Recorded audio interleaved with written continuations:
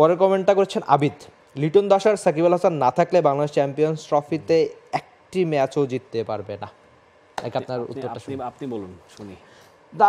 একটা ম্যাচও জিততে পারবে না সেটা তো আমি বিশ্বাস করি না। বাংলাদেশ দারুণ ক্রিকেটটা খেলবে, জিতবে, সেটা আমি আশা করছি। তবে দুই ক্রিকেটারকে মিস তো করবেই। আপনি লিটন দাস হয়তো ধারাবাহিক না, কিন্তু লিটন দাস এমন কিছু প্লেয়ার থাকে যে যাদের নিয়ে অপোনেন্ট আলাদা অনেক প্ল্যান করবে, যে একটা নাম, একটা বড় নাম, লিটন দাস ওই মাপের ব্যাটার।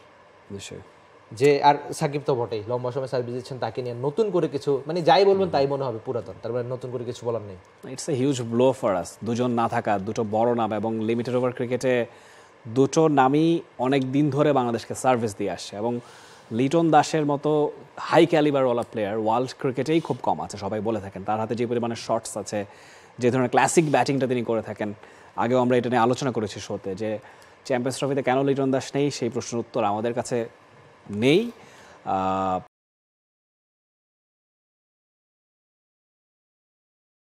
তবে এখনো কি লিটন দাসের কোনো সুযোগ আছে চ্যাম্পিয়ন্স ট্রফিতে ডাক পাওয়ার? সেটা অনেক যদি কিন্তু উপর। এখনো কিন্তু বাংলাদেশ ক্রিকেট বোর্ড বা আইসিসি নির্ধারিত ডেটের মধ্যে কিন্তু এখনো চাইলে চেঞ্জ করতে পারে, কিন্তু তার জন্য অনেক যদি কিন্তু অপেক্ষা রয়েছে। আমরা শেষ দিন পর্যন্ত অপেক্ষা করতেই পারি, অন্তত লিটন নিজেই হয়তো অপেক্ষা করতে চাইবেন। রাফি পরের কমেন্ট করছেন এমডি নজির হাসান রবি।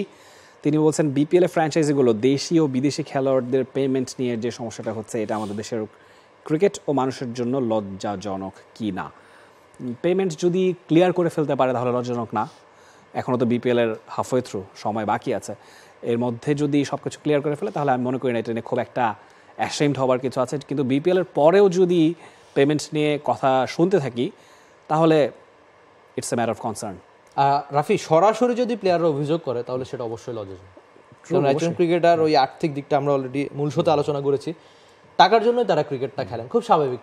ফ্রি কি কেউ খেলতে চাইবেন?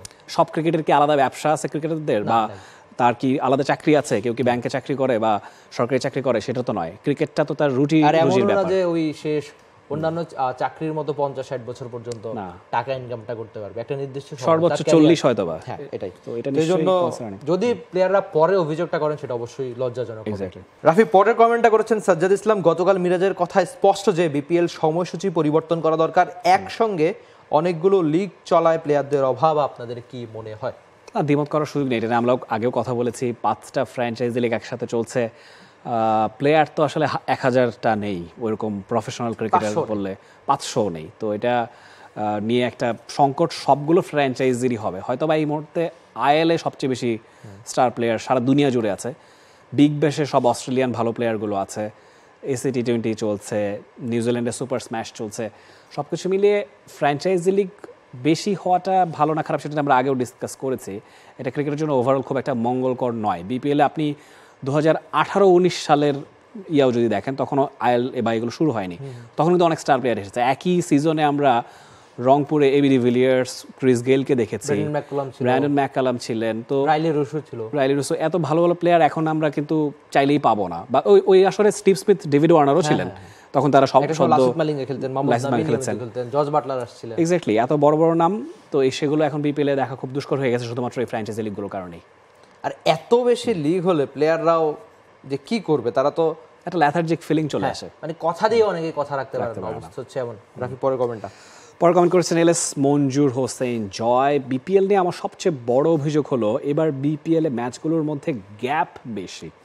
এটা ভালো পয়েন্ট। আসলে দুদিন খেলা হলে একদিন গ্যাপ দেওয়া, বা এই মুহূর্তে গ্যাপটা একটা সঙ্গত কারণেই হচ্ছে, চট্টগ্রাম থেকে ঢাকায় ফিরছে, সো 2-1 দিনের বিরতি থাকা দরকার। আবার টানা ম্যাচ খেলে যাওয়ার যে একটা ক্লান্তি, সেটাও তো প্লেয়ারদেরকে নেগেটিভলি ইম্প্যাক্ট ফেলে। আমরা যদি প্লেয়ারদের কথা চিন্তা করি, গ্যাপ থাকাটা ভালো, বাট আরেকটু কম হতে পারতো নিশ্চয়ই। আমি এটা পজিটিভলি নিচ্ছি, কারণ দর্শক হিসেবে আপনি যেহেতু অনেকগুলো দল খেলছে, আপনার তো দর্শক হিসেবে আপনি কত ক্রিকেট দেখবেন, আপনার তো একটু রেস্টের দরকার আছে, রাইট? তবে এটা পজিটিভলি নিচ্ছি। দর্শক অবশ্য অভিযোগ জানিয়েছেন, কিন্তু আমার মনে হচ্ছে যে পজিটিভ নীল নেওয়া উচিত। রাফি, পরে কমেন্ট করেছেন সঞ্জিত সরকার। তিনি বলছেন, do Bangladeshi women lack game awareness, unable to take pressure, playing rash shots and giving wickets, another batting failure story, when will it end? আমরা মূল সাথে এটা আলোচনা করেছি।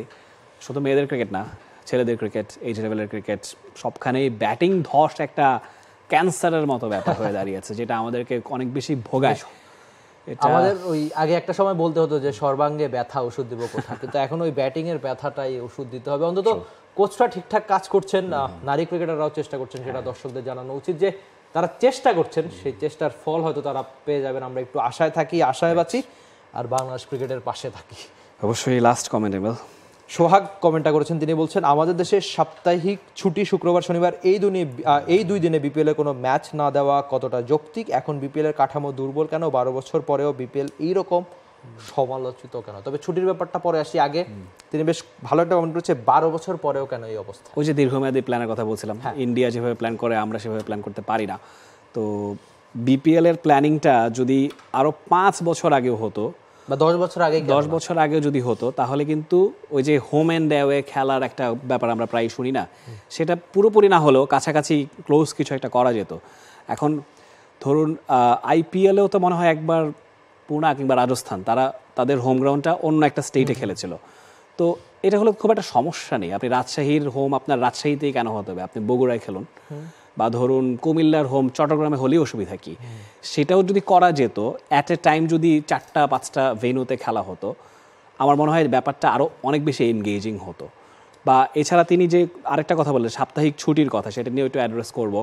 শুক্র শনি সাপ্তাহিক ছুটি, কিন্তু উইকডেজেও তো এবারে মাঠে কিন্তু দর্শক অনেক, মাঠে দর্শকের অভাব হচ্ছে না। সেই কারণেই দর্শক যেই কমেন্টটা সোহাগ করেছেন, আমার কাছে মনে হয় এটা খুব একটা বড় সমস্যা না বিপিএল এর জন্য, অন্তত মাঠে দর্শক আসবে সেটাই তো প্রত্যাশিত। রাফি, একটা কথা চিন্তা করুন যে আমি আগের দিনে দেখছিলাম যে চট্টগ্রামে এসেছে নীলফামারী থেকে কিছু মানুষ রংপুরকে সমর্থন দিতে চট্টগ্রামে এসেছে, তারা 17 জনের মতো এসেছে।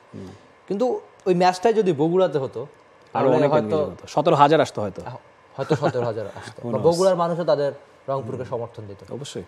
বা আপনি বলছিলেন যে কুমিল্লার ম্যাচ যদি চট্টগ্রামে হতো, তাহলে কুমিল্লা থেকে অসংখ্য মানুষ গিয়ে তাদের কুমিল্লাকে সমর্থন দিত। বা এই যে হোম চাইলে করা যেত, কিন্তু সেটা লম্বা বা একটা দীর্ঘমেয়াদী প্ল্যানের অভাবেই করা হচ্ছে না। সেটা যে কবে হবে সেই আক্ষেপটা হয়তো থেকেই যাবে। অবশ্যই অনেক লজিস্টিক্সের ব্যাপার, অনেক প্ল্যানিংয়ের ব্যাপার, এবং অনেক রিসোর্সেরও ব্যাপার। আসলে খরচটাও অনেক হয়তো বা জানি না বেড়ে যাবে কিনা, সেটার দিকে নজর অবশ্যই নতুন বোর্ডের থাকবে, আমরা সেই প্রত্যাশা রাখবো। দর্শক দেখছিলেন ফ্রি হিট, আজকের মতো বিদায় নিচ্ছি। সবসময় ভালো থাকবেন, সুস্থ থাকবেন সেই প্রত্যাশা। বাংলাদেশ প্রিমিয়ার লিগ 2025, 7টি দলের জমজমাট লড়াইয়ে মাতবে পুরো দেশ। দেখতে চোখ রাখুন টি স্পোর্টস নেটওয়ার্কে। For more updates, subscribe to our YouTube channel and click on the bell icon. Follow us on Facebook and Instagram. Download T Sports app to enjoy exciting games and highlights. Visit tsports.com.